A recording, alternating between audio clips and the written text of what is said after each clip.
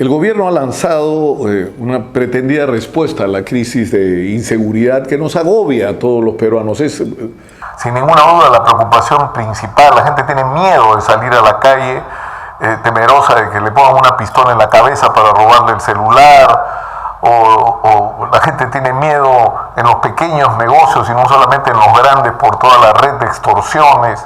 Por el sicariato, por todo lo que está ocurriendo y que no necesito contárselo porque es parte de nuestras vidas. Entonces sería ocioso contarles lo que ustedes ya saben. Pero lo que llama sinceramente la atención es la profunda incapacidad de nuestros políticos de tener una respuesta consistente y coherente a esta crisis, pese a que hay diagnóstico de sobra. Ya se sabe por qué estamos como estamos en términos de inseguridad. Aunque insisto, los políticos no piensan en eso. O sea, tenemos un problema de origen. O sea, siempre va a haber un sector de la sociedad disfuncional, un sector que se va a dedicar a actividades ilegales. De lo que se trata es de que ese sector de la sociedad sea lo más reducido posible y que tengamos un sistema de seguridad capaz de mantenerlo bajo control, de mantener a la delincuencia, a esos desadaptados que se salen de las reglas de juego, violan la ley, mantenerlos bajo control. El problema es cuando esta disfunción que ocurre en cualquier sociedad se convierte en un fenómeno social.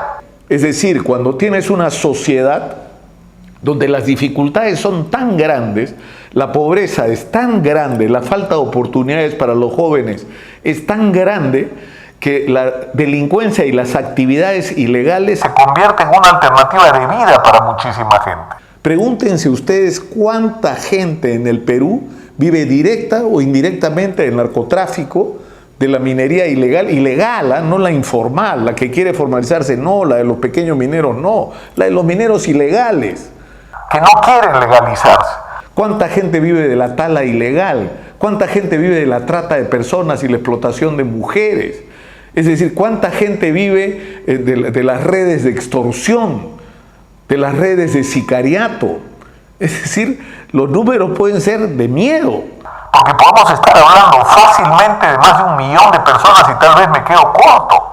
Entonces, si no somos conscientes de la dimensión del problema social que hay detrás de la delincuencia, es decir, imagínense ustedes esta situación. En el Perú hay 1.800.000 ninis, como le dicen los estadísticos. O sea, muchachos y chicas entre 15 y 29 años que ni estudian ni trabajan. Es decir, no han terminado el colegio o han abandonado los estudios, no están en ninguna escuela técnica, en ninguna universidad, y o no chambean o sus chambas son las peores. Las peor pagadas, con los peores horarios, encima los maltratan, no tienen ningún derecho laboral. Entonces viven al borde de la miseria estos chicos. Y resulta que un nini de estos tiene un vecino que es un pandillero de su misma edad, que se enganchó con alguna organización criminal y tiene las zapatillas de moda, el gorro de moda, la casaca de moda, tiene moto. ¿Y el que tiene? El chico que es honesto, que se siente, no tiene nada. No tiene nada. ¿Qué tiene que perder ese chico? No, y además muchas veces, porque esto es otro problema que no se afronta con responsabilidad, vienen de familias disfuncionales, donde apenas empezaron los problemas el padre se mandó fugar, desapareció y dejó a la madre cargada de hijos para que ella vea cómo resuelve el problema. Cuando no ocurre que estos chicos nacen en familias que ya están involucradas en actividades ilegales. Donde el padre está preso, donde la madre es microcomercializadora de droga u otras actividades similares. Entonces, si no entendemos el tamaño del problema que tenemos en términos sociales, no vamos a poder diseñar una estrategia para enfrentarlo. En segundo lugar, tenemos el problema, es decir, hay que darle chamba a los chicos, hay que darles educación de calidad, hay que darles servicios de calidad, hay que darles oportunidades para que exploten sus talentos y sus potencialidades. ¿Cuántos chicos deportistas de excelencia, músicos extraordinarios, artistas de todo tipo tendremos si no nos enteramos porque no le damos a nuestros jóvenes las oportunidades? Insisto, de explotar sus propios talentos y terminan perdidos en las bandas y en los grupos criminales o dedicados a actividades ilegales. El otro problema que tenemos es que Estamos enfrentando organizaciones criminales internacionales. Es decir, más allá del problema de la seguridad, o sea, porque detrás lo que vemos nosotros en la calle es el que te roba el celular, pero detrás del que te roba el celular hay... Y si está armado, hay quienes trafican con armas obtenidas ilegalmente. O si no, ¿cómo creen que hay tantas armas ilegales circulando en la calle? Porque hay organizaciones criminales que se roban las armas de la policía y las Fuerzas Armadas, o se las compran a malos policías y malos militares. ¿No? Hay contrabando de armas, es decir, es toda una articulación. Pero al final de la cadena del robo de celulares hay una organización criminal que maneja miles de celulares a la semana. Esos son los que están ahí atrás, los cerebros, que organizan además el sicariato, todas las actividades ilegales. Y son organizaciones, insisto, internacionales. Tenemos el Tren de Aragua, tenemos el Comando Vermelho de Brasil, el Tren de Aragua de Venezuela. O sea, estamos enfrentando un fenómeno muy complejo. Entonces, la respuesta que tenemos que dar ante esta situación es recurrir, en primer lugar, a lo que tenemos. Es decir, tenemos que enfrentar la urgencia.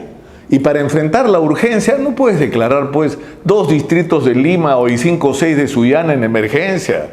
O sea, si actúas con ese criterio tendrías que declarar que hay 500 distritos en emergencia. Lo que tienes que tener, más allá de declaratorias de emergencia que se ha probado que no sirven para nada, tener una estrategia de guerra contra la delincuencia, donde el eje es la policía. Si tú tienes una policía que tiene locales que se caen a pedazos, que tiene armas viejas, que está desmoralizada, que no tiene vehículos, no tiene motos, no tiene comunicaciones, no están conectados entre ellos, no están integrados en un sistema para compartir la información y permitir prevenir el delito por un lado, o intervenir de manera rápida cuando ocurre un delito para capturar a los delincuentes y de esa manera tener el control territorial de la ciudad. Lo que Tienes el control territorial son los delincuentes. Y por otro lado, deberíamos tener una policía lo suficientemente equipada, articulada, con vehículos sin identificación policial, con equipos de radio, con sistemas de intervención telefónica para combatir a las organizaciones criminales y llegar hasta sus jefes, porque si nuestros detectives pudieron capturar a Abimael Guzmán sin disparar un balazo, pueden capturar a todas las jefes de las bandas criminales si tienen los recursos. Ni siquiera es un problema de gente, reunir a los más capaces y darles los recursos necesarios para hacer su trabajo. Entonces, el problema que tenemos es que la policía está mal, ¿no es cierto? No tiene lo que debería tener y le regateamos los recursos cada año a la hora que se deciden los presupuestos y lamentablemente buena parte de los presupuestos que se asignan se los chorean, pues. ¿Por qué creen que hay la mitad de los vehículos están en cementerios, en motos, camionetas y autos y patrulleros? Porque fueron mal comprados, porque no tuvieron mantenimiento y porque detrás de cada una de esas adquisiciones y contrataciones ha habido comisiones ilegales, porque se ha comprado o se ha adquirido o se ha rentado no en función de una estrategia de lucha contra el delito, sino en función de cómo hacer millonario a algún general que toma la decisión o algún ministro. Esa es la realidad. Entonces, necesitamos una estrategia que parta de la Policía Nacional, de fortalecer a la Policía Nacional, de usar los métodos electrónicos de información, de comunicación, de armar a la policía como es debido. Y por supuesto eso genera toda una cadena, es decir, alrededor de la policía tienen que actuar los cuerpos de serenazgo, en algunas circunstancias será necesario utilizar a las Fuerzas Armadas para recuperar el control territorial de algunas zonas calientes, pero es un apoyo circunstancial porque las Fuerzas Armadas no están hechas para pelear contra los delincuentes. No nos equivoquemos. Pero por otro lado, tenemos que lograr que el sistema de justicia funcione. Y por eso es tan importante lo que ya está ocurriendo, las unidades de flagrancia. Es decir, lugares donde están concentrados la policía, el Ministerio Público, el Poder Judicial, el Ministerio de Justicia que pone los abogados de oficio, los laboratorios para hacer todo lo que se requiere en una investigación para un crimen y agarrar a todos los delincuentes que caen en flagrancia y no darles prisión preventiva, pues. Sentenciarlos y meterlos en la cárcel. Y si son delincuentes extranjeros hay que botarlos del país. No es tan complicado hacerlo, pero eso requiere recursos, por eso es escandaloso que el presidente de la Corte Suprema tenga que salir, el doctor Javier Arévalo, a pelear porque le den el presupuesto que necesita para hacer lo que es urgente hacer en el Perú. tener un sistema de justicia eficiente, moderno. Y no lo entienden los que están en el gobierno y no tienen una visión clara porque no tienen esta visión que incorpore todos los factores y aspectos que tienen que ver en la lucha, con la lucha contra la delincuencia y por la seguridad. Entonces, y hay que incorporar finalmente un elemento que es fundamental y que tampoco tomamos en cuenta con seriedad, así como nos entra por un oído que hay 1.800.000 ninis, es decir, jóvenes que están prácticamente en condición de vagancia, ¿no? Nos entra por acá y nos sale por acá y ni reflexionamos sobre las consecuencias que eso puede tener, por ejemplo, para fenómenos como el de la delincuencia. Nos entra por acá que hay 2 millones de venezolanos en el Perú. Y la pregunta que yo siempre hago, ¿y cuál es nuestra política hacia la migración venezolana? Ninguna, no tenemos ninguna. Ninguna. Es decir, hay venezolanos que se quieren quedar en el Perú y han empezado a hacer sus familias acá y tenemos que hacer todos los esfuerzos, no solo por integrarlos, sino para aprovechar lo que traen. Muchos de ellos son profesionales, son gente calificada que nos puede ayudar a resolver problemas. Hay otros que quieren volver a su país. Y hay que ayudarlos a que vuelvan a su país. Y eso tiene que ver también con política exterior, porque lo que tenemos que hacer nosotros no es dar muchos discursos contra Maduro, sino ayudar a que en Venezuela haya elecciones democráticas con participación de todos y que en ese contexto de elecciones democráticas y libres se levante el bloqueo y todos los que quieran volver a Venezuela vuelvan a un país distinto del que es en este momento Venezuela. Pero por último hay los delincuentes.